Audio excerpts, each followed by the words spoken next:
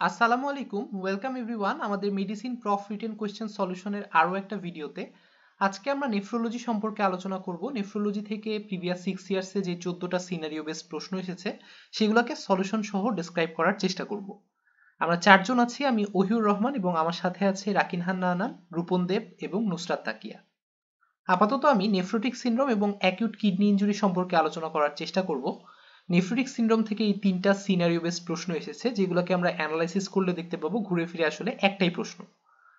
তো এখানে 17-18 বছরের একটা ওল্ড বয় অথবা 23 ইয়ার্স লেডি যার একটা সুয়েলিং এর হিস্ট্রি জেনারেলাইজড হতে পারে অথবা অ্যানাসার্কা হতে পারে।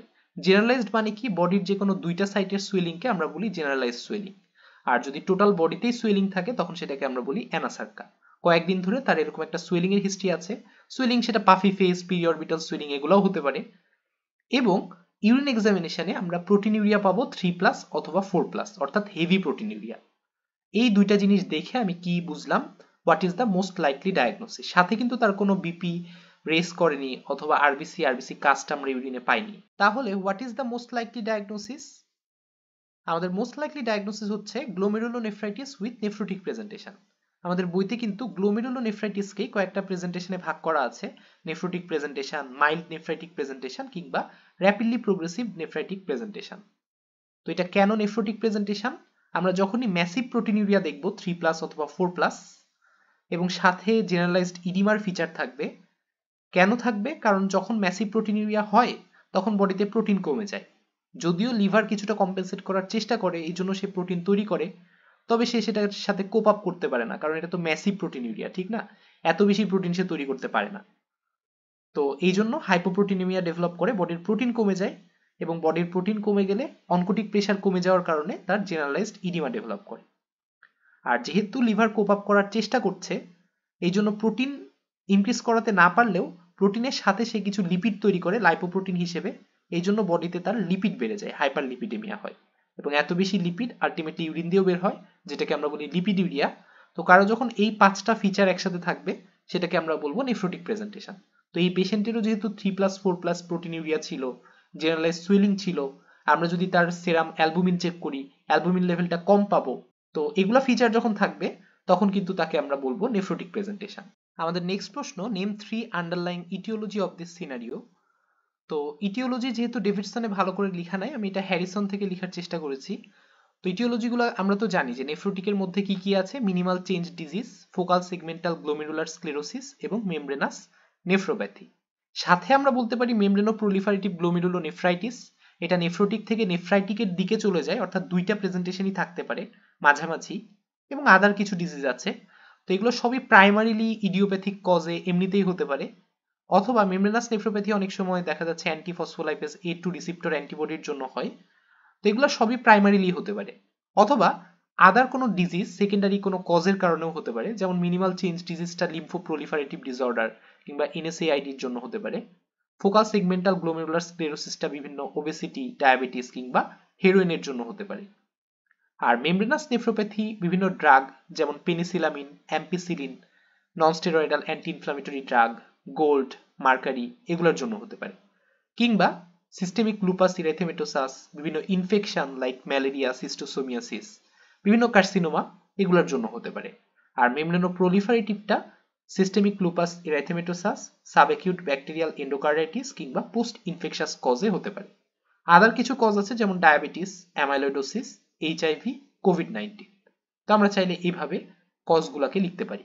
নেক্সট প্রশ্ন, write down the possible mechanisms of developing anasarca in this patient. এই পেশেন্টের যে অ্যানাসার্কা ছিল এটার কি কি মেকানিজম হতে পারে?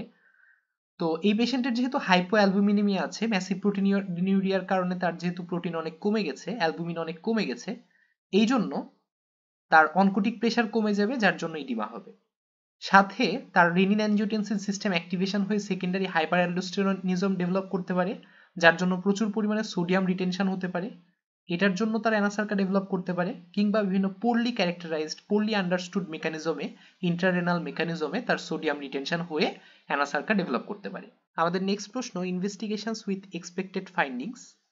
ইনভেস্টিগেশনের মধ্যে আমরা শুরুতেই ইউরিনারি করে প্রোটিনিউরিয়া 3+ আর 4+ পেয়েছি, অর্থাৎ ম্যাসিভ প্রোটিনিউরিয়া, এজন্যই তো এটাকে নেফ্রোটিক প্রেজেন্টেশন বলেছি। সাথে আমরা কনফার্মেশনের জন্য 24 আওয়ার প্রোটিন করতে পারি ইউরিনে, যেটাতে চিলড্রেনের ক্ষেত্রে more than 1 gram per metre square per 24 hour এবং অ্যাডাল্টের ক্ষেত্রে মোর দেন 3.5 গ্রাম পার 24 আওয়ার্স পেলে সেটাকে আমরা ম্যাসিভ চিন্তা করে তখন নেফ্রোটিক প্রেজেন্টেশন বলতে পারবো এবং সাথে হায়ালিন কাস্ট পেতে পারি। সাথে আমরা আরেকটা 5টার মধ্যে আরেকটা ফিচার ছিল হাইপোঅ্যালবুমিনেমিয়া পেতে পারি কিংবা সেরাম কোলেস্ট্রল বেশি পেতে পারি যেহেতু তার হাইপারলিপিডেমিয়া থাকে। এবং সেকেন্ডারি কজ চিন্তা করলে যদি ডায়াবেটিস হয় তাহলে আমরা গ্লুকোজ, HbA1c দেখতে পারি। এবং মেমব্রেনাস নেফ্রোপ্যাথির ক্ষেত্রে বলেছিলাম প্রাইমারিলি তার অ্যান্টি ফসফোলাইপেজ A2 রিসেপ্টর অ্যান্টিবডির জন্য হতে পারে, তো এটা সেরোলজি করে দেখতে পারি। বিভিন্ন ইনফেকশাস কজের জন্য আমরা hepatitis B, hepatitis C, HIV এগুলোর জন্য সেরোলজি করতে পারি। আরেকটা ইম্পর্টেন্ট সেকেন্ডারি কজ ছিল এসএলইর জন্য আমরা অ্যান্টিনিউক্লিয়ার অ্যান্টিবডি কিংবা অ্যান্টি-ডিএসডিএনএ করতে পারি। আর আরও একটা সেকেন্ডারি কজ ছিল অ্যামাইলয়েডোসিস, সেটার জন্য আমরা সেরোলজিতে immunoglobulin, plasma protein electrophoresis, Bence Jones protein কিংবা সেরাম ফ্রি লাইট চেন করতে পারি। আর যখন স্টেরয়েড দিয়ে কাজ হবে না, শুরুতে আমরা স্টেরয়েড দিয়ে ট্রিট করে ভালো করার চেষ্টা করব, ভালো হলে তো ভালো, যদি ট্রিটমেন্ট করে রেজিস্ট্যান্ট থাকে অর্থাৎ কাজ না করে তখন আমরা বায়োপসি করে স্পেসিফিক্যালি ডায়াগনোসিস করার চেষ্টা করব যেটা আসলে কোন দিকে যাচ্ছে। আমাদের লাস্ট প্রশ্ন, mention complications that this patient May develop subsequently. তো এই পেশেন্টের কি হতে পারে? এই পেশেন্টের হাইপার কোলেস্টেরোলেমিয়া হতে পারে, যেহেতু তার হাইপারলিপিডেমিয়া আছে অর্থাৎ কোলেস্টেরলও বেশি, এই জন্য তার অ্যাথেরোস্ক্লেরোসিসের চান্স কিন্তু অনেক বেশি থাকে, তার মানে তার অ্যাথেরোস্ক্লেরোসিস হতে পারে। এছাড়া ইউরিন দিয়ে যেহেতু প্রোটিন বের হয়ে যাচ্ছে, এই প্রোটিনের মধ্যে কিছু প্রোটিন এমন থাকবে যারা কোয়াগুলেশন ইনহিবিটরস, তাহলে কোয়াগুলেশনকে ইনহিবিট করতে পারবে না, যার জন্য তার হাইপার কোয়াগুলেবিলিটি ডেভেলপ করবে। সাথে লিভার যে প্রোটিনগুলো তৈরি করে তার মধ্যে কিছু প্রোকোয়াগুলেন্ট প্রোটিন থাকে, সেগুলোও এটাতে এক্সট্রা হেল্প করে, অর্থাৎ তার হাইপার কোয়াগুলেবিলিটি ডেভেলপ করে, যার জন্য তার পরবর্তীতে ভেনাস থ্রোম্বোএম্বোলিজমের চান্স থাকে। এবং তার ইউরিন দিয়ে কিছু অ্যান্টিবডি বা ইমিউনোগ্লোবুলিন বের হয়ে যায়, কারণ ওগুলোও তো ছোট ছোট প্রোটিন, ঠিক না? তো অ্যান্টিবডি বের হয়ে গেলে তার বিভিন্ন ইনফেকশনের রিস্ক থাকে, যেমন নিউমোকক্কাল কিংবা মিনিগোকক্কাল ইনফেকশনের চান্স কিন্তু বেড়ে যায়। এরপর আমরা নেক্সট টপিকে চলে যাই। আমাদের নেক্সট সিনারিও বেসড যে প্রশ্নটা, সেটা দেখা যাচ্ছে 35 ইয়ার্স ওল্ড ইউনিভার্সিটি লেকচারার, তার স্ক্যান্টি মিকচুরেশন আছে, swelling of face and leg for the last 48 hours, এবং তিনি 7 দিন ধরে NSAID নিচ্ছিলেন ডেন্টাল পেনের জন্য। ইনভেস্টিগেশন করে তার ক্রিয়েটিনিন লেভেলটা একটু বেশি আছে, সেরাম ইলেকট্রোলাইটের মধ্যে সোডিয়াম কম, পটাশিয়াম বেশি, এবং bicarbonate level 14 millimole per litre অর্থাৎ কম আছে। তো এইগুলো দেখে বোঝাই যাচ্ছে তার ইলেকট্রোলাইট ইমব্যালেন্স আছে, অ্যাসিডোসিস আছে, এবং সবচেয়ে ইম্পর্টেন্ট যে ক্রিয়েটিনিন বেশি আছে, যার জন্য এটাকে আমরা অনেকটা রেনাল ফেইলার চিন্তা করতে পারি। তো যেহেতু এটা 48 আওয়ার্স অ্যাকিউট একটা কেস, তার মানে এটাকে আমরা অ্যাকিউট বলতে পারি, অ্যাকিউট রেনাল ফেইলার। তো বর্তমানে তো আর অ্যাকিউট রেনাল ফেইলার বলা হয় না, বর্তমানে বলে অ্যাকিউট কিডনি ইনজুরি। তো আমাদের ডায়াগনোসিস কি হবে? Acute kidney injury with electrolyte imbalance, আমরা দেখেছি সোডিয়াম পটাশিয়াম ইমব্যালেন্স হয়েছে, এবং মেটাবলিক অ্যাসিডোসিস। তো অ্যাকিউট কিডনি ইনজুরি বলতে আমরা কি বুঝি? It is a sudden and usually reversible loss of renal function, যেটা ডেভেলপ করে over days or weeks and usually accompanied by a reduction in urine volume. তো এখানে কিন্তু এই পেশেন্টের আমরা রিডাকশন ইন ইউরিন ভলিউম অর্থাৎ স্ক্যান্টি মিকচুরেশনও দেখতে পাচ্ছি। এরপরে নেক্সট প্রশ্নে বলেছে mention 2 mechanisms of developing this condition in this patient, অর্থাৎ এই পেশেন্টে এটা ডেভেলপ করার দুইটা কন্ডিশন জানতে চেয়েছে। তো এই পেশেন্টেরটা জানতে হলে আমাদের ওভারঅল একেআই এর মেকানিজমটা জানা উচিত। ওভারঅল একেআই এর প্যাথোলজিটা আমরা একটু জানার চেষ্টা করি। তো নর্মাল একটা মানুষে যখন রেনাল পারফিউশন কমে যায়, জিএফআর কমে যায়, তখন রাস অ্যাক্টিভেশন হয় এবং লোকাল প্রোস্টাগ্ল্যান্ডিন রিলিজ হয়। রেনিন অ্যানজিওটেনসিন অ্যালডোস্টেরন স্টিমুলেশন হলে আমাদের সোডিয়াম রিটেনশন হয় অ্যানজিওটেনসিন 2 এর মাধ্যমে, অ্যালডোস্টেরনের মাধ্যমে, এবং অ্যানজিওটেনসিন 2 এর মাধ্যমে সিস্টেমিক ভ্যাসোকনস্ট্রিকশন হয় এবং ইফারেন্ট আর্টেরিয়াল ভ্যাসোকনস্ট্রিকশন হয়। আর সাথে যে লোকাল প্রোস্টাগ্ল্যান্ডিন রিলিজ হয় সেগুলোর জন্য অ্যাফারেন্ট আর্টেরিয়াল ভ্যাসোডাইলেশন হয়, অর্থাৎ বেশি ব্লাড আসতে পারে কিন্তু কম যেতে পারে, যার জন্য জিএফআর বেড়ে যায়। এই যে শুরুতে জিএফআর কমেছিল সেটাকে সে রিভার্স করতে পারলো, এই প্রসেসটাকে আমরা বলি অটো রেগুলেশন অফ জিএফআর। সাথে সে যেহেতু সোডিয়াম রিটেনশন করে ব্লাড ভলিউমকে বাড়াই দিচ্ছে এবং সিস্টেমিক ভ্যাসোকনস্ট্রিকশন করছে, তার জন্য তার কিন্তু বিপি যে কমেছিল আগে সেটাও কিন্তু এখন বর্তমানে বেড়ে যাচ্ছে। তো নর্মাল এই অটো রেগুলেশনটা কিন্তু নর্মালি হয়। এখন কারো যদি কোনো কারণে কার্ডিয়াক ফেইলার হয় বা সেপসিস, ব্লাড লস, ডিহাইড্রেশন কিংবা কোনো কারণে রেনাল ভাস্কুলার অক্লুশন যদি হয়, সেই ক্ষেত্রে বিপি এত কমে যায় যে অটো রেগুলেশনটা ফেল করে। আর অটো রেগুলেশন ফেল করলে এই প্রসেসটা হবে না, যার জন্য জিএফআরটা ফল করতেই থাকবে এবং সে তার কিডনিটা ফেল করবে, যেটাকে আমরা একেআই বলে থাকি। তো এটা হচ্ছে প্রি রেনাল একেআই, যেহেতু কজগুলা রেনাল কোনো কজ না, অর্থাৎ এই ক্ষেত্রে রেনাল কোনো ইনজুরি হয়নি। তো এই পেশেন্ট যেহেতু NSAID খাচ্ছিল, তার NSAID এর জন্য কি হবে, প্রোস্টাগ্ল্যান্ডিন সিনথেসিস ইনহিবিট হবে, ফলে ভ্যাসোডাইলেশন হতে পারবে না এবং GFR ইনক্রিজ হতে পারবে না। এটা একটা মেকানিজম। এছাড়া রেনাল একেআই এর মেকানিজমের মধ্যে আমরা বলতে পারি যে কোনো পেশেন্টের যদি গ্লোমেরুলোনেফ্রাইটিস বা অ্যাকিউট টিউবুলার নেক্রোসিস কিংবা স্মল ভেসেল ভাস্কুলাইটিস বা ইন্টারস্টিশিয়াল নেফ্রাইটিস থাকে, সেই ক্ষেত্রে সেটাকে আমরা বলি রেনাল একেআই। কেন হতে পারে? কারো যদি প্রিরেনাল একেআইটাকে ভালোভাবে ট্রিট করা না হয়, সেই ক্ষেত্রে ইসকেমিক চেঞ্জ হয়ে অ্যাকিউট টিউবুলার নেক্রোসিস ডেভেলপ করতে পারে, কিংবা বিভিন্ন টক্সিন কিংবা ড্রাগ সেগুলা রেনাল ড্যামেজ করতে পারে, কিংবা বিভিন্ন ইনফ্লামেটরি ডিজিজ বা ইনফেকশন থেকেও রেনাল ড্যামেজ হয়ে আলটিমেটলি একেআই ডেভেলপ করতে পারে। আর পোস্ট রেনাল একেআই হয় দেখা যাচ্ছে যে বাইলেট্রাল রেনাল ট্র্যাক্ট অবস্ট্রাকশন যদি থাকে, যেমন meatal stenosis, urethral stricture, BPH, prostatic carcinoma, bladder carcinoma, কিংবা ইউরেটারিক স্টোন যদি বাইলেট্রাল হয়, যদিও এটা রেয়ার যে দুই পাশেই স্টোন আছে দুইটা। তো এইগুলা কারণে তার যদি রেনাল ট্র্যাক্টে অবস্ট্রাকশন থাকে, তখন তার লুমেনের প্রেশার বেড়ে যাবে এবং ব্যাকফ্লো হতে হতে আলটিমেটলি গ্লোমেরুলাস পর্যন্ত প্রেশার বেড়ে গ্লোমেরুলার ফিল্ট্রেশন রেট কিন্তু কমে যাবে। এখন এটা যদি আমরা রিলিফ না করি, তাহলে যে থ্রম্বোক্সিন A2 বা অ্যাঞ্জিওটেনসিন 2 রিলিজ হবে, সেটার জন্য আরো ফার্দার ব্লাড সাপ্লাই কমে যাবে এবং সেটা ক্রনিক রেনাল ফেইলারের দিকে টার্ন নিতে শুরু করবে। তো এই পেশেন্টের জন্য কি কি মেকানিজম আছে? একটা তো বললাম প্রোস্টাগ্ল্যান্ডিন সিনথেসিস ইনহিবিট হওয়ার জন্য তার ভ্যাসোডাইলেশন কমে যাবে, হতে পারবে না, যার জন্য পারফিউশন প্রেশার কমে যাচ্ছে। আর আরেকটা হলো NSAID, কিন্তু একটু আগে বলেছি বিভিন্ন ড্রাগ কি করে ডিরেক্টলি রেনাল ইনজুরি করতে পারে, অর্থাৎ ডিরেক্ট সাইটোটক্সিসিটি অফ গ্লোমেরুলার এপিথেলিয়াম। এই দুইটা মেকানিজমে এই পেশেন্টের কিন্তু একিআই ডেভেলপ করতে পারে। ফাইনালি আমাদের লাস্ট প্রশ্ন, right 4 main basic principles of management of this patient. তো প্রিন্সিপালের শুরুতেই আমাদের কজ আইডেন্টিফাই করে সেটা বাদ দিতে হবে। যেমন এই পেশেন্টে যেহেতু NSAID এর জন্য হচ্ছে, NSAID-টা অফ করে দিতে হবে, উইথড্র করে দিতে হবে। এখন কারো যদি ক্যাথেটারের জন্য পোস্ট রেনাল একেআই ডেভেলপ করে, কিংবা নেফ্রোস্টোমি টিউব বা ইউরেটারিক স্টেন্টের জন্য পোস্ট রেনাল একেআই ডেভেলপ করে, তখন সেগুলো বাদ দিতে হবে, সেগুলো খুলে ফেলতে হবে, ঠিক না? তার মানে মেইন কজটা বাদ দিতে হবে এক নম্বরে। এরপরে সেকেন্ড কথা হচ্ছে, তার যেহেতু সুইলিং হয়েছে, সব ফ্লুইড বের হয়ে গেছে, এই জন্য আমরা অপটিমাইজেশন করব ভলিউম স্ট্যাটাস, এই জন্য আইভি ফ্লুইড বা ব্লাড দিতে পারি। এবং যখন সে ইউভলিমিক কন্ডিশনে আসবে, তখন আমরা একটা ইনটেক আউটপুট চার্ট মেনটেন করব। ইনটেক হবে প্রিভিয়াস ডে আউটপুটের সাথে আরো 500 ml যোগ করে আমরা দিব। এবং কারো যদি সেপসিস বা লিভার ফেইলারের কারণে ভ্যাসোডাইলেশনের কারণে বিপি কমে একেআই হয়, সেই ক্ষেত্রে তাকে আমরা আয়োনোট্রপস দিতে পারি, কিংবা ইউরিন বের করার জন্য আমরা ডায়োরিটিক্স দিতে পারি, কিংবা কাজ না করলে আমরা আলটিমেটলি ডায়ালাইসিস কিংবা রেনাল রিপ্লেসমেন্ট থেরাপির দিকে যেতে পারি। সেগুলো অনেক সিভিয়ার কন্ডিশন হলে তখন আমরা যাব। এছাড়া এই পেশেন্টের যেহেতু ইলেকট্রোলাইট ইমব্যালেন্স আছে, সেগুলোকে আমরা কারেক্ট করতে পারি, যেমন হাইপোনাট্রিমিয়া, হাইপারক্যালেমিয়া এই পেশেন্টে আছে। ইভেন কারো হাইপোক্যালসেমিয়া কিংবা হাইপোক্যালসেমিয়া, হাইপোফসফেটিমিয়া, হাইপারফসফেটিমিয়া এগুলোও থাকতে পারে। এগুলো থাকলেও সেইভাবে আমাদেরকে কারেক্ট করতে হবে। এছাড়া কারো যদি মেটাবলিক অ্যাসিডোসিস থাকে, সেটা কারেক্ট করতে হবে সোডিয়াম বাইকার্বনেট দেওয়ার মাধ্যমে। ইনফেকশন থাকলে সেটা ট্রিট করতে হবে এবং অ্যাডিশনাল নিউট্রিশনাল সাপোর্ট দিতে হবে। তো এতটুকুই ছিল আমাদের নেফ্রোটিক প্রেজেন্টেশন এবং অ্যাকিউট কিডনি ইনজুরি সম্পর্কে কথাবার্তা। আমার পার্ট এতটুকুই ছিল, বাকিটা রাকিনহান নানা নেফ্রাইটিক প্রেজেন্টেশন থেকে কন্টিনিউ করবে। আসসালামু আলাইকুম, আমি রাকিনহান নানান। আমাদের পরবর্তী যে মেডিসিন টার্ম এক্সামের যে সিরিজ অফ লেকচারে আমরা প্ল্যান করেছি, তার মধ্যে আজকে আমরা আলোচনা করছি নেফ্রোলজি নিয়ে। আমার নেফ্রোলজিতে যে 4 থেকে 5টি কোশ্চেন ছিল, আসলে আমি সেই যখন 4 থেকে 5টি কোশ্চেন রেডি করার জন্য বসলাম, তখন আসলে দেখলাম আমরা আজকে এখানে একটি কোশ্চেনে আলোচনা করব ইন ডিটেইলসে। কারণ ওই 4 থেকে 5টি কোশ্চেন আসলে একটাই কোশ্চেন, এবং এটা এতবার পরীক্ষা আসছে, তাহলে আমরা বুঝতে পারতেছি সামনেও এই কোশ্চেনটাই দিবে হয়তোবা হুবহু। এবং আমাদের এই কোশ্চেনটা ভালোভাবে আমরা যদি আয়ত্ত করতে পারি, তাহলে আমরা খুব সহজে একটা প্রশ্নে অ্যান্সার লিখতে পারবো। তো আমি শুরু করছি। আমাদের যে কেসটা দেওয়া ছিল একই সেম কেস, সেটা হচ্ছে a 26 years old man present with swelling of face and high colored urine, এবং একটা প্রিভিয়াস হিস্ট্রি আছে of sore throat 1 week back. এখন ফার্স্ট কোশ্চেন যেটা ছিল যে give a list of clinical examination findings on this patient. Clinical examination করে কি কি ফাইন্ডিংস পাবো। তো আমরা অ্যাজ এ হোল ফাইন্ডিংস গুলো আমরা ফেস থেকে শুরু করি, যে ফেস আমরা একটা পাফি ফেস পেতে পারি এবং সোয়েলিং অফ আইলিডস, পেরিঅরবিটাল সোয়েলিং পেতে পারি। দেন আমাদের ফেসের মধ্যে আমরা ফিভার দেখবো কপালে, so may have low grade fever.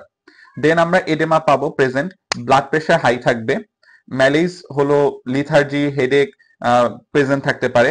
এছাড়া আমাদের sudden severe respiratory distress, orthopnoea, hyperdynamic precordium থাকতে পারে, apex beat shifted to the left and crepitation over lung base may present due to left ventricular failure. Severe headache, blurring of vision, convulsion and altered mental status may present due to hypertensive encephalopathy. আসলে আমরা এটা পড়ে স্টেমটা পড়ে কিন্তু বুঝতে পারছি যে এটা একটা এজিএন এর হিস্ট্রি দেওয়া। তো এজিএন এর হিস্ট্রিতে আমরা তো এখানে আমাদের পেশেন্টের আরো ডিটেলস কোনো কিছু বলে নাই, তাহলে আমরা নর্মালি প্রথমে আমরা ফেসে মানে পাফিনেস পাবো, ফিভার পাবো, এডেমা, বিপি এবং ম্যালিজ এই পর্যন্ত তো আমরা পাবো। কিন্তু এজিএন এর পরবর্তী কমপ্লিকেশন যেই দুইটা আছে সেই দুইটাও মোটামুটি ওই দুইটার স্পেশালিটি অনুসারে আমরা লেফট ভেন্ট্রিকুলার ফেলিয়ারের কিছু সাইন সিমটম উল্লেখ করতে পারবো এবং এনকেফালোপ্যাথি, হাইপারটেনসিভ এনকেফালোপ্যাথি ডেভেলপ করতে পারে, সেটারও কিছু সাইন সিমটম আমরা এখানে ক্লিনিক্যাল এক্সামিনেশনে অ্যাড করছি, যাতে করে আমাদের তো এখানে কোন অবস্থায় আছে পেশেন্ট সেটা বলেনি, ক্লিনিক্যাল এক্সামিনেশন ফাইন্ডিং করলে আমরা এই পেতে পারি ডিউ টু কমপ্লিকেশন পর্যন্ত। দেন আমাদের আরেকটা আছে যে আমাদের আলটিমেটলি অ্যাকিউট গ্লোমেরুলার নেফ্রাইটিসে যেটা হয় যে আমাদের রেনাল ফেলিওর ডেভেলপ করে, র্যাপিড প্রোগ্রেসিভ রেনাল ফেলিওর, তো সেজন্য complete cessation of urine May present. তো আমরা তিনটা কমপ্লিকেশন সহকারে জেনারেল যে ফিচারগুলো থাকে সেগুলো আলোচনা করলাম। পরবর্তী আমাদের যে কোশ্চেন সেটা হলো ইনভেস্টিগেশন। কি ইনভেস্টিগেশন করব? আমাদের প্রথমে কিছু নেফ্রাইটিসের কিছু বেসিক ইনভেস্টিগেশন আছে, সেটা হচ্ছে ইউরিনের রুটিন মাইক্রোস্কোপিক এক্সামিনেশন যদি আমরা করি, রুটিন মাইক্রোস্কোপিক এক্সামিনেশন ইউরিন, সেটাতে আমরা আরবিসি কাস্ট এবং মাইল্ড প্রোটিনিউরিয়া পাবো এবং লিউকোসাইটসও পেতে পারি। আমাদের কিন্তু নেফ্রটিক সিনড্রোমে প্রোটিনিউরিয়াটা আগে লিখতে হবে, কিন্তু এজিএন যখন আমাদের বলছে হাই কালার ইউরিন তখন আমাদের আরবিসি এবং আরবিসি কাস্টের কথাটা মানে ফার্স্টে উল্লেখ করাই বেটার। এবং আরবিসি কাস্ট কিভাবে ফর্ম হয়, কারণ আমরা জানি যে এজিএন এ ডিসমরফিক আরবিসি ফর্মেশন হয় এবং এই ডিসমরফিক আরবিসি গুলো পরস্পরের সাথে অ্যাগ্রিগেটেড হয়ে আরবিসি কাস্ট ফর্ম করে এবং ব্লাড ফর C3 যেটা সেটা কমে যায়, কারণ কি আমাদের C3 কমপ্লিমেন্ট ডিপোজিশন হয়ে যায় হলো আমাদের গ্লোমেরুলাসের যে পোর্শনটা আছে, গ্লোমেরুলাস বেডে আমাদের হলো C3 ডিপোজিশন হওয়ার কারণে আমরা প্লাজমাতে বা সেরামে হলো C3 লেভেলটা কমে যায়। এভিডেন্স অফ প্রায়র ইনফেকশন, তার যে একটা প্রায়র ইনফেকশন ছিল সেটার এভিডেন্স হিসেবে আমরা কি করতে পারি, থ্রট সোয়াব নিতে পারি, যেটা কালচার করলে পজিটিভ আসবে, blood for ASO titre elevated পাওয়া যাবে এবং ব্লাড ফর স্টেপটোজাইম টেস্ট করলেও সেটা পজিটিভ আসবে। এখানে একটা কথা যে আমরা যখন যেহেতু এখানে স্টেমে আমাদের দেওয়া ছিল সোর থ্রটের হিস্ট্রি, তাই আমরা এখানে blood for ASO titre elevated লিখছি, কিন্তু যদি আমাদের স্কিন ইনফেকশন দেওয়া থাকতো, যদি থাকে, তাহলে কিন্তু আমরা blood for ASO titre elevated খুব একটা পাই না, স্কিন ইনফেকশনে এএসও টাইটারটা অতটা এলিভেটেড হয় না, এটা আমরা একটু খেয়াল রাখবো। যদি সোর থ্রট দেয় তখন আমরা এএসও টাইটারটা এলিভেটেড লিখবো, কারণ 7 থেকে 10 দিনেই ইনফেকশন হয়ে যায় হলো সোর থ্রটের ক্ষেত্রে। স্টেপটোকক্কাল এনজাইম সোর থ্রটের ক্ষেত্রে আমাদের কিন্তু এজিএনটা 7 থেকে 10 দিনে ডেভেলপ করে, তাই তখনও আমরা এএসও টাইটার এলিভেটেড পাবো, কিন্তু স্কিনের ইনফেকশনের বেলায় পাবো না, এটা একটু খেয়াল রাখবো। এছাড়া কমপ্লিকেশন, ওই যে আমরা আবার একই কথা যে কমপ্লিকেশনের বেলাও কি ইনভেস্টিগেশন করব, কমপ্লিকেশন গুলোর ক্ষেত্রে আমরা কমপ্লিট ব্লাড কাউন্ট করতে পারি, সেরাম ইলেক্ট্রোলাইট দেখবো, যেটা আমাদের হাইপারক্যালিমিয়া উইথ অ্যাসিডোসিস পাবো, সেরাম ক্রিয়েটিনিন এলিভেটেড পাওয়া যাবে, যদি আমাদের কিডনি ফেল করে বা রেনাল ফেলিওর হয় তখন আমরা সেরাম ক্রিয়েটিনটা বাড়বে। আমাদের লেফট ভেন্ট্রিকুলার হাইপারট্রফি বা লেফট ভেন্ট্রিকুলার ফেলিওর ক্ষেত্রে আমরা চেস্ট এক্সরে করতে পারি। এছাড়া হেপাটিক এনকেফালোপ্যাথির ক্ষেত্রে, হাইপারটেনসিভ এনকেফালোপ্যাথির ক্ষেত্রে আমরা এমআরআই ব্রেনটাকে রাখবো। থার্ড যে কোশ্চেনটা ছিল এবং লাস্ট কোশ্চেন সেটা হলো কমপ্লিকেশনস কি ডেভেলপ করবে। এই চারটা কমপ্লিকেশন আমরা খুব ভালো করে সিরিয়ালি লিখবো, সেটা হলো অ্যাকিউট রেনাল ফেলিওর ফার্স্ট, দেন অ্যাকিউট লেফট ভেন্ট্রিকুলার ফেলিওর এবং হাইপারটেনসিভ এনকেফালোপ্যাথি। আর ইলেকট্রোলাইট এবং অ্যাসিড বেস ডিসঅর্ডার, এটা কিন্তু আসলে ওই যে অ্যাকিউট রেনাল ফেলিওর হিসেবে চলে আসে, হাইপারক্যালিমিয়া, মেটাবলিক অ্যাসিডোসিস এবং হাইপোন্যাট্রেমিয়া হবে। তো আমরা এই জিনিসগুলো খেয়াল রাখলে আমার মনে হয় এটা একটা খুবই খুবই ভাইটাল ইম্পর্টেন্ট, কারণ আমার নেফ্রোলজিতে যে কয়টা কোশ্চেন ছিল আলটিমেটলি আমি স্টাডি করে এই একটা কোশ্চেনই পাইছি, এইটাই আসলে কোশ্চেন এবং এটা বারবার সেম কোশ্চেন এবং সেম স্টেম দিয়েই আসছে। সো সবাইকে ধন্যবাদ। Welcome everyone.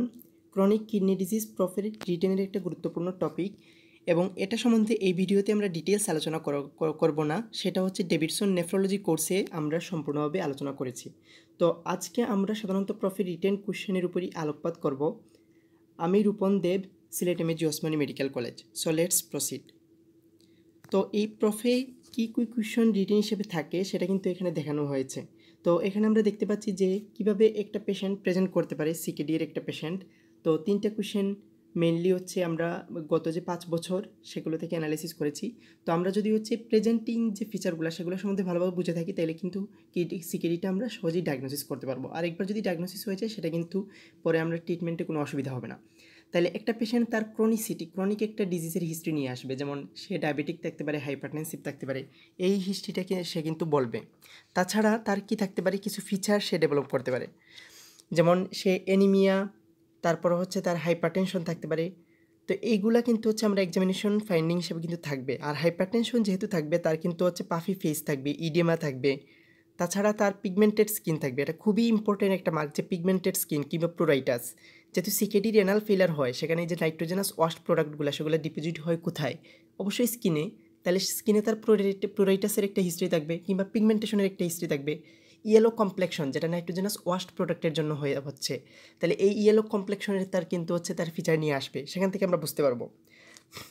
তাছাড়া তার আমি বললাম তার হচ্ছে যে হাইপারটেনশন থাকবে, তারপর হচ্ছে ডায়াবেটিস হিস্ট্রি থাকবে, এটা তো বললামই। তাছাড়া তার সেরাম ইলেকট্রোলাইট অ্যাবনরমালিটি থাকবে, এর পরীক্ষা করে আমরা পাবো কি ক্যালসিয়াম তার কমে গেছে, কিংবা তার হচ্ছে পটাশিয়াম লেভেল বেড়ে গেছে, এই ফাইন্ডিংসগুলো কিন্তু আমাদের দেওয়া থাকবে। তারপরে মোস্ট ইম্পর্টেন্ট ফাইন্ডিং যেটা সেরাম ক্রিয়েটিনিন লেভেল, এটা নর্মাল লেভেলের থেকে অনেক উপরে চলে আসবে। সাধারণত নর্মাল 0.6 থেকে 1.1 হয়, তো সেটা হচ্ছে দেখা যাবে যে 2.8, 5, 6, 8 এই ফাইন্ডিংগুলো কিন্তু দেওয়া থাকবে। তাছাড়া জেনারেলাইজড উইকনেস থাকবে, কারণ কি এই নাইট্রোজেনাস ওয়াস্ট প্রোডাক্টগুলো কিন্তু হচ্ছে প্রডিউস হয়ে মাসল ডিসফাংশন করবে, লেথার্জি করবে, উইকনেস করবে, নসিয়া বমিটিং করবে। এই যে নন স্পেসিফিক ফাইন্ডিংসগুলোও কিন্তু হচ্ছে আমরা একটা সিকেডির পেশেন্টে পাবো। তাহলে আমরা যাতে ডায়াগনোসিস কোনো মিসিং না পাই। তাছাড়া হচ্ছে তার যেহেতু কিডনি ফাংশন ফেলিয়ার করতেছে, তার ইউরিনারি অ্যাবনরমালিটিসও থাকবে। তাইলে এখানে আমরা কী কী ফিচার পেলাম, পাফি ফেস পাচ্ছি, তার মানে এটা নেফ্রাইটিক হতে পারে, সিকেডিও হতে পারে।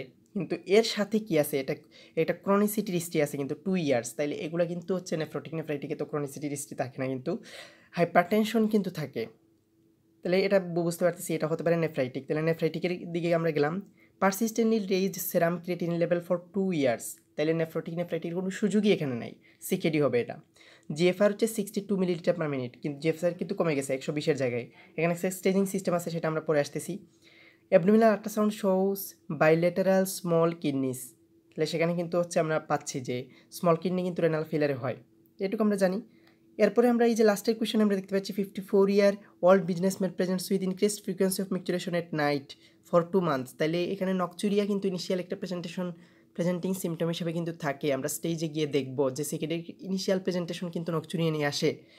তারপরে তার ডায়াবেটিক ফর 14 ইয়ার্স, তাহলে নো টেনশন, এটা সিকেডি, ক্রনিসিটির হিস্ট্রি আছে। ব্লাড প্রেশার, হাইপারটেনশন আমরা দেখতে পাচ্ছি, ইউরিনারি প্রোটিন প্লাস, তার মানে এখানে প্রোটিনিউরিয়াও থাকতে পারে। কিন্তু নেফ্রাইটিকে যদিও প্রোটিনিউরিয়া থাকে, এখানেও কিন্তু আমরা প্রোটিনিউরিয়া পাই। Serum creatine level 2.8 milligram per decilitre, তাহলে নো টেনশন, এখানে সিকেডি হবে, কারণ ক্রিয়েটিনিন বেড়ে গেছে, রেনাল ফেলার আছে। আর ক্রনিসিটির হিস্ট্রি আছে, একাই এতে আমরা যেতেই পারবো না, কারণ একাই কি একটা একুইট কন্ডিশন, ঠিক আছে। তাহলে আমরা সহজেই কিন্তু ডায়াগনস্টিক পারপাস আমরা বুঝে ফেললাম। এরপরে আমরা প্রসিড করি কীভাবে আমরা এখানে কোয়েশ্চেন আনসার করব। সিকেডিতে প্রথমেই কিন্তু একটা কোয়েশ্চেনে আছে হচ্ছে ডেফিনেশন। আমরা সেকেন্ড কোয়েশ্চেনে দেখছি define chronic disease 1, chronic kidney disease. তাইলে আমরা ডিফারেন্সিয়েশন করে নিই। It refers to an irreversible deterioration in renal function which is usually develops a period of years, যেখানে একেআই সেটা হচ্ছে একটা রিভার্সিবল কিডনি ডিজিজ। সঠিকভাবে আমরা যদি এটা ট্রিটমেন্ট করতে পারি রিভার্সিবল করা যায়, কিন্তু সিকেডি কিন্তু কখনো ফুললি রিভার্স করা যায় না, জাস্ট আমরা প্রগ্রেশনটাকে প্রিভেন্ট করি, এটা আমাদের মনে রাখতে হবে। আমরা মনে রাখবো বি ক্রাশ দিয়ে। তাইলে প্রথমে হচ্ছে বি হচ্ছে বহুমূত্র বা ডায়াবেটিস মেলাইটাস, এটা হচ্ছে 20 থেকে 45% থাকে। আই হচ্ছে ইন্টারস্টিশিয়াল ডিজিজ, জি হচ্ছে গ্লুমেরুলার ডিজিজ। আবার সবার শেষে আমরা হাইপারটেনশন দিছি, তারপরেও কিন্তু হাইপারটেনশনটাকে প্রথম 4টার মধ্যে রাখতে হবে, কারণ প্রথম 4টা যদি জানতে চায় তাহলে আনইম্পর্টেন্ট কজগুলো তো প্রথমে লিখবে না। তাহলে প্রথম 4টায় আমরা দিব diabetes mellitus, interstitial disease, glomerular disease আর হাইপারটেনশন, ঠিক আছে। আচ্ছা, এরপরে আমরা হচ্ছে ক্রাশের সি দিয়ে congenital inherited disorder, renovascular disease, unknown, তারপর হচ্ছে সিস্টেমিক ইনফ্লামেটরি ডিজিজ, এগুলো আমরা বলতে পারি। স্টেজেস অফ সিকেডি, তো এটা আমরা পরেরটাতে আমরা দেখতে পারি সহজেই, যে এখানে আমরা ডেভিডসনের একটা বক্স দিয়েছি। তাহলে 1, 2, 3 এবং 4, 5 পর্যন্ত কিন্তু এটাকে স্টেজিং করা রয়েছে, আমি সম্পূর্ণভাবে পড়লাম না। তো আমরা সহজে মনে রাখার জন্য স্টেজ 1 হচ্ছে জিএফআর 90 থেকে বেশি হবে, স্টেজ 2তে জিএফআর 60 ওর তার থেকে বেশি হবে, স্টেজ 3তে হচ্ছে 30 ওর তার থেকে বেশি হবে, স্টেজ 4-এ 15 ওর তার থেকে বেশি হবে, স্টেজ 5-এ 15-এর কম এবং অথবা সে ডায়ালাইসিসে রয়েছে। আমরা রেনাল রিপ্লেসমেন্ট থেরাপিতে এই ডায়ালাইসিস সম্বন্ধে জানবো। বায়োকেমিক্যাল অ্যাবনরমালিটিস যদি বুঝতে হয় তাহলে প্রথমে ফিজিওলজি বুঝতে হবে, যেমন কিডনির কাজ কী, কিডনির কাজ হচ্ছে ইউরিন ফর্মেশন করা, ক্যালসিয়াম ব্যালেন্স মেনটেন করা। তাছাড়া সে কিন্তু হচ্ছে জাক্সটাগ্লোমেরুলার অ্যাপারেটাস দিয়ে সে কিন্তু হচ্ছে যে হাইপারটেনশন কিংবা হচ্ছে ব্লাড প্রেশারটাকে মেনটেন করে। তারপরে সে কী করে, তার এরিথ্রোপয়েটিন যে সিক্রেশন করে সেখানে হচ্ছে কিন্তু সে বোন মেরোতে ব্লাড যে সেলগুলো সেগুলো ফর্মেশনে সাহায্য করে, ফসফেট ব্যালেন্স নিয়ন্ত্রণ করে। তাহলে এই কিডনি যদি নষ্ট হয়ে যায় তাহলে এই জিনিসগুলোতে সমস্যা হবে। তাছাড়া ভিটামিন ডি ফর্মেশন করে, সেটাও কিন্তু কিডনি করে থাকে। তাহলে প্রথমেই লো ক্যালসিয়াম কেন, কারণ কিডনিতে ভিটামিন ডি ফর্মেশন হচ্ছে না, সেই ক্যালসিয়ামগুলো রিঅ্যাবসর্ব হচ্ছে না। তাহলে ভিটামিন ডি ফর্মেশনের প্যারাথাইরয়েড হরমোনের মাধ্যমে সেটা কিন্তু গাটে গিয়ে ক্যালসিয়াম অ্যাবসর্পশন বাড়াতো, সেটাও কিন্তু হচ্ছে না, তার মানে লো ক্যালসিয়াম থাকবে। তারপর হাই ফসফেট থাকবে, কারণ কি প্যারাথাইরয়েড হরমোনের কাজ কী ছিল বা কিডনির কাজ কী ছিল, অতিরিক্ত ফসফেট বের করে দেওয়া, রেনাল ফাংশন নষ্ট হওয়ার কারণে সে ফসফেটগুলো সে কিন্তু হচ্ছে বের করে দিতে পারতেছে না। হাইপিটিস থাকবে, কারণ ক্যালসিয়াম লেভেল কমে গেলে সেটাকে সে কী করে ফিডব্যাক মেকানিজম দিয়ে প্যারাথাইরয়েড হরমোনটাকে বাড়িয়ে দেয়। হাইপারক্যালামিয়া থাকবে, কিডনির কাজ হচ্ছে পটাশিয়ামটাকে এক্সক্রিট করা, কিন্তু সেটাও তো মেনটেন হচ্ছে না। তারপরে হাই সেরাম ইউরিয়া এবং ইউরিক অ্যাসিড লেভেল, এই সেরাম ইউরিয়া এবং ইউরিক অ্যাসিড লেভেলই কালপ্রিট, সেটা কি নার্ভে ডিপোজিশন হয়ে পেরিফেরাল নিউরোপ্যাথি করে থাকে, স্কিনে ডিপোজিশন করে প্রোটুরাইটাস, স্কিন পিগমেন্টেশন করে থাকে, তারপর হচ্ছে এগুলো করে থাকে। এরপরে সেরাম বাইকার্বনেট লেভেল, সেরাম বাইকার্বনেট কিন্তু কিডনির মাধ্যমে সেটা কি হয়, রিঅ্যাবসর্ব হয়ে যায়, এটা খুবই ইম্পর্টেন্ট। কিন্তু এটা যদি হচ্ছে এক্সক্রিট হয়ে যায় সেখানে কি মেটাবলিক অ্যাসিডোসিস ডেভেলপ করবে। তাহলে এই বায়োকেমিক্যাল অ্যাবনর্মালিটিস কিন্তু খুবই ইম্পর্টেন্ট। তাহলে এটা আমরা ব্যাখ্যা করে ফেললাম। এইমস অফ ম্যানেজমেন্ট, তাহলে প্রথমে আমাদের জানতে হবে এইমস অফ ম্যানেজমেন্টে যে কী কী কমপ্লিকেশন সিকেডি নিয়ে আসতে পারে, এবং এগুলোই কিন্তু প্রেজেন্টিং ফিচার হিসেবে থাকে। অ্যানিমিয়া নিয়ে আসতে পারে, খুবই ইম্পর্টেন্ট, সিকেডিতে অ্যানিমিয়া থাকে। তাহলে অ্যানিমিয়ার কজ কী সিকেডিতে, সেটা হচ্ছে ডেফিসিয়েন্সি অফ এরিথ্রোপয়েটিন। আমি আগেই বলেছি কিডনিতে এরিথ্রোপয়েটিন প্রোটেকশন হয় এবং সেটা কিন্তু ব্লাড বোন মেরোতে গিয়ে ব্লাড ফর্মেশনে সাহায্য করে। তাহলে এই এরিথ্রোপয়েটিন ডেফিসিয়েন্সি থাকে। সেকেন্ডলি সেটা হচ্ছে টক্সিক ইফেক্টস অফ ইউরিমিয়া, মানে এই যে নাইট্রোজেনের ওয়াস্ট প্রোডাক্টসগুলো প্রডিউস হচ্ছে সেটা কিন্তু বোন মেরোতে গিয়ে টক্সিক ইফেক্ট হিসেবে কাজ করে এবং ব্লাড যেটা সেলগুলো সেগুলো ফর্মেশন হতে দেয় না। Thirdly reduce intake absorption and utilisation of dietary iron, iron ঠিকমতোভাবে অ্যাবসর্ব হচ্ছে না, সেখানে আয়রন ডেফিসিয়েন্সি অ্যানিমিয়া, সেখান থেকে কিন্তু কৈলোনাইকাও কিন্তু থাকতে পারে। তাছাড়া লিউকোনাইকাও কিন্তু এখানে থাকে। কেন? কারণ এই যে অ্যালবুমিনগুলো অনেক সময় যে কিডনির ফাংশন যেহেতু ইম্পেয়ার করে সেগুলো কিন্তু হচ্ছে এক্সরেট আউট হয়ে যায়, অনেক সময় লিউকোনাইকাও আমরা কি জেনারেল এক্সামিনেশনে পেতে পারি। ফোর্থ কজ হচ্ছে reduced red cell survival, red cell survival কমে যায় কারণ নাইট্রোজেনাস ওয়াস্ট প্রোডাক্টগুলো রেড সেলকে ইরিটেট করে এবং সেগুলো হচ্ছে ধ্বংসাত্মক কাজে লিপ্ত হয়, এই জন্য রেড সেলগুলো ঠিকমতোভাবে সার্ভাইভ করতে পারে না।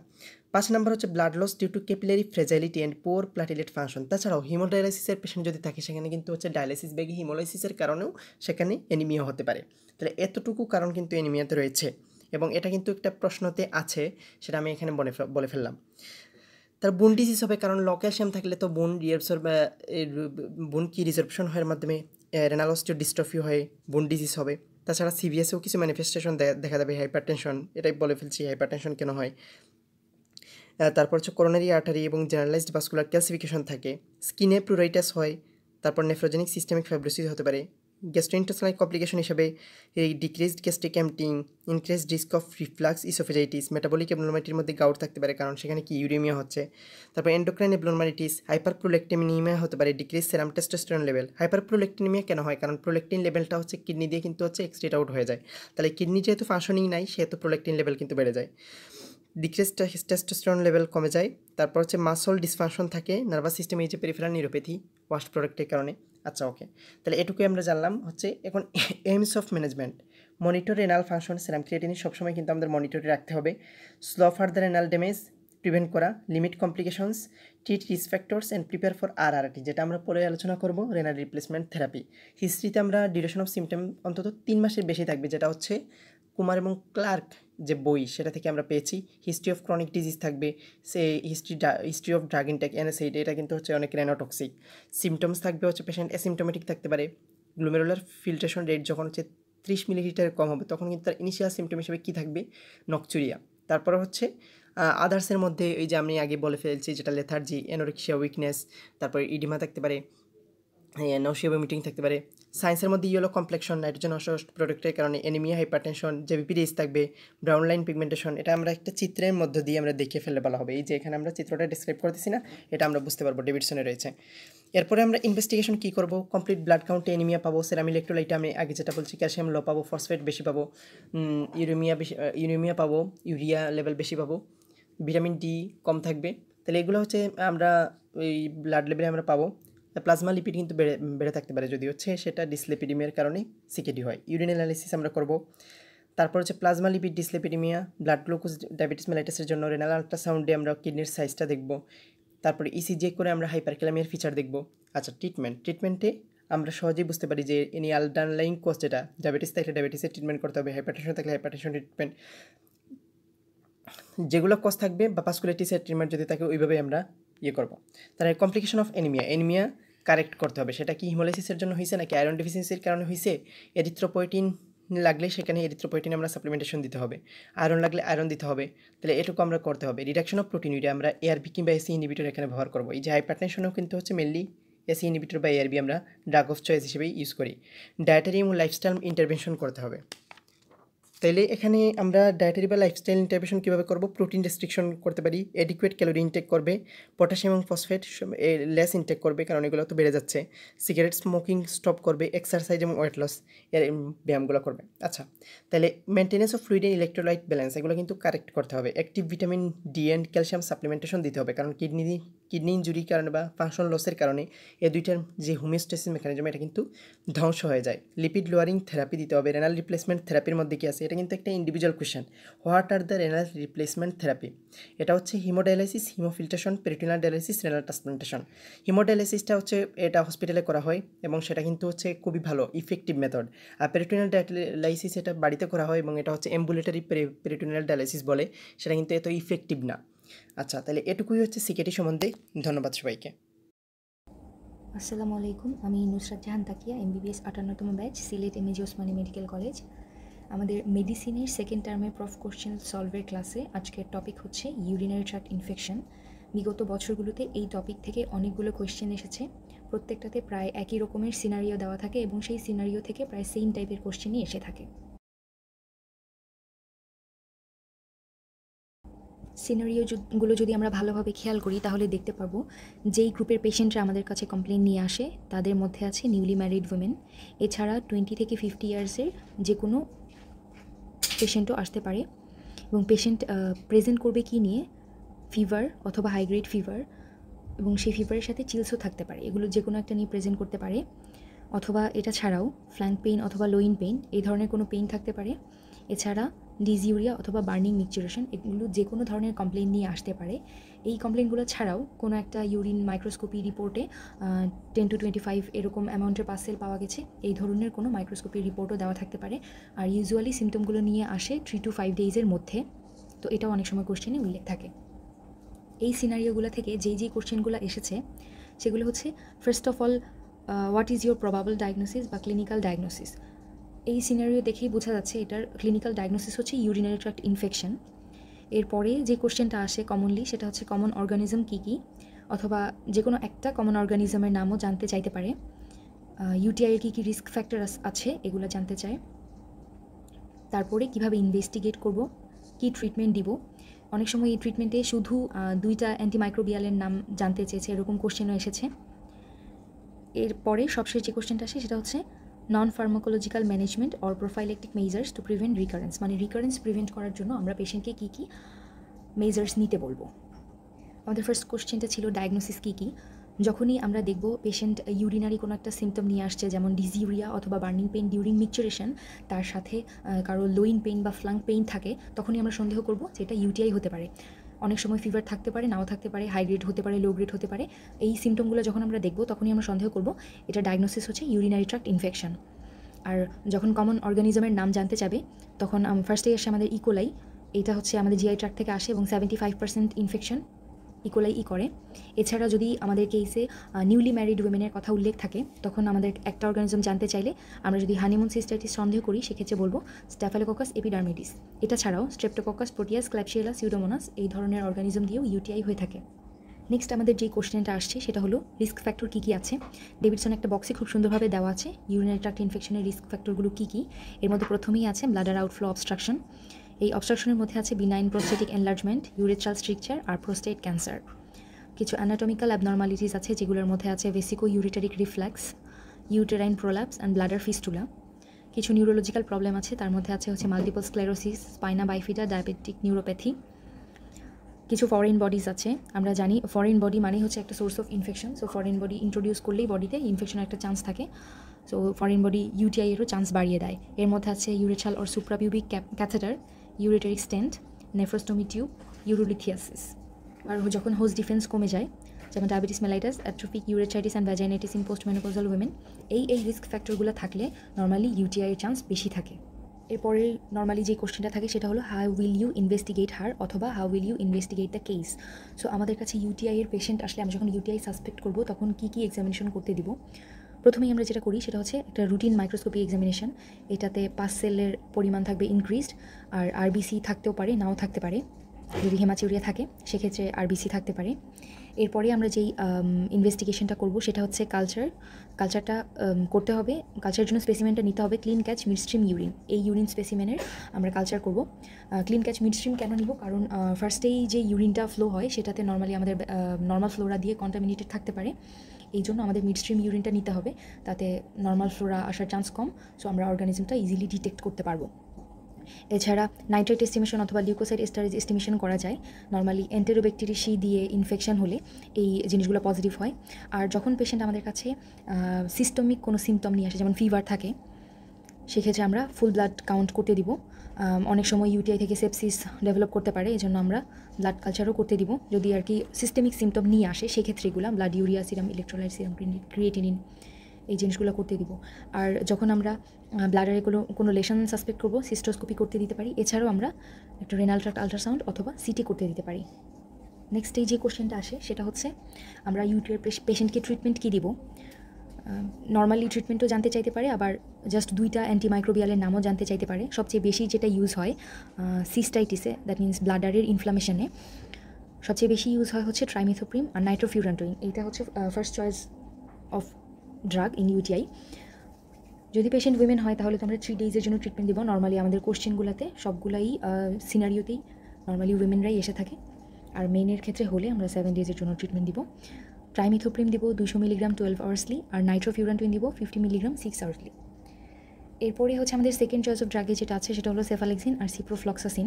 যদি কখনো সিনারিওতে প্রেগনেন্ট পেশেন্টের কথা বলা হয়ে থাকে সেক্ষেত্রে আমাদের ড্রাগ অফ চয়েস হচ্ছে নাইট্রোফিউরান্টোইন আর সেফালেক্সিন। আর যখন সিস্টেমিক সিমটমগুলো বেশি থাকবে আর আমরা পাইলোনেফ্রাইটিস সাসপেক্ট করব সেই ক্ষেত্রে আমরা ট্রিটমেন্ট দেব সেফালেক্সিন আর সিপ্রোফ্লক্সাসিন। এটা হচ্ছে ফার্স্ট চয়েস। সেকেন্ড চয়েসের মধ্যে আছে সেফুরোক্সেম আর জেন্টামাইসিন। এরপরে যে কোশ্চেনটা আসে সেটা হচ্ছে কী প্রোফাইলেকটিক মেজার্স নিব আমরা রিকারেন্স প্রিভেন্ট করার জন্য। পেশেন্টকে কী বলে দিব? পেশেন্টকে বলে দিতে হবে অ্যাটলিস্ট 2 লিটার পার ডে যেন ফ্লুইড ইনটেক করে, যেন রেগুলারলি ব্লাডারটা কমপ্লিটলি এমটি করে, যেন পার্সোনাল হাইজিন মেনটেন করে, আর before and after sexual intercourse যেন ব্লাডার এমটি করে। এই ধরনের মেজার্সগুলো আমরা পেশেন্টদেরকে নিতে বলবো, তাহলে রিকারেন্স প্রিভেন্ট করা সম্ভব হবে। ইউরিনারি সিস্টেম থেকে আর একটা কোশ্চেন পরীক্ষাতে এসেছে, সেটা হচ্ছে role of urine examination in clinical medicine. Clinical মেডিসিনে ইউরিন এক্সামিনেশনের কী কী রোল আছে। তো আমরা ইউরিন এক্সামিনেশন করে নর্মালি কী দেখি? কালার দেখি। কালার যদি স্মোকি হয় তাহলে আমরা সাসপেক্ট করবো এটা হেমাচিউরিয়া হতে পারে। যদি ডার্ক কালার থাকে আমরা সাসপেক্ট করবো এটা অবস্ট্রাকটিভ জন্ডিস হতে পারে। হাই কালার ইউরিন আমরা এজিএনে পাবো। যদি ইউটিআই নিয়ে আসে পেশেন্ট সেক্ষেত্রে ইউরিন ক্লাউডি হতে পারে। কালারগুলো দেখে আমরা এই ডিজিজগুলো ডায়াগনোসিস করতে পারি। অ্যামাউন্টের ক্ষেত্রে যদি স্ক্যান্টি অ্যামাউন্টের হয় তখন আমরা সন্দেহ করবো নেফ্রোটিক সিন্ড্রোম হতে পারে বা রেনাল ফেলিওর হতে পারে। আর যখন ইউরিনের ভলিউম অনেক বেশি হবে তখন আমরা সন্দেহ করবো এটা ডায়াবেটিস মেলাইটাস হতে পারে, অথবা পেশেন্টের ডাইউরেটিক থেরাপি চলতেছে এরকম হতে পারে। যখন আমরা প্রোটিন পাবো বা প্রোটিন ইউরিয়া থাকবে তখন আমরা সন্দেহ করবো এটা এজিএন অথবা নেফ্রোটিক সিন্ড্রোম হতে পারে। গ্লাইকোজ ইউরিয়া পেলে ডায়াবেটিস মেলাইটাস সন্দেহ করবো। কিটোন বডিজ পেলে এটা হতে পারে ডায়াবেটিক কিটোঅ্যাসিডোসিসের জন্য। আর আমরা পিএইচ কেন দেখব? To detect acid base disorder. PH থেকে অ্যাসিড বেস ডিসঅর্ডার ডিটেক্ট করা যাবে। আর আমরা যখন ইউরিনের মাইক্রোস্কোপিক এক্সামিনেশন করব আমরা যদি পাস সেল পাই তাহলে আমরা ডায়াগনোস করব কি? ইউটিআই। যদি আরবিসি পাই সেটা হেমাচিউরিয়া। আরবিসি কাস্ট পাওয়া যায় কোথায়? গ্লোমেরুলোনেফ্রাইটিসে। আর কালচার করতে পারি to detect organism of UTI. আমরা এই এক্সামিনেশনগুলো করে বিভিন্ন ডায়াগনোসিস করতে পারি। তো এটাই হচ্ছে ক্লিনিক্যাল মেডিসিনে ইউরিন এক্সামিনেশনের রোলটা অর ইম্পর্টেন্সটা। আজকে আমাদের ক্লাস এই পর্যন্তই। ধন্যবাদ সবাইকে।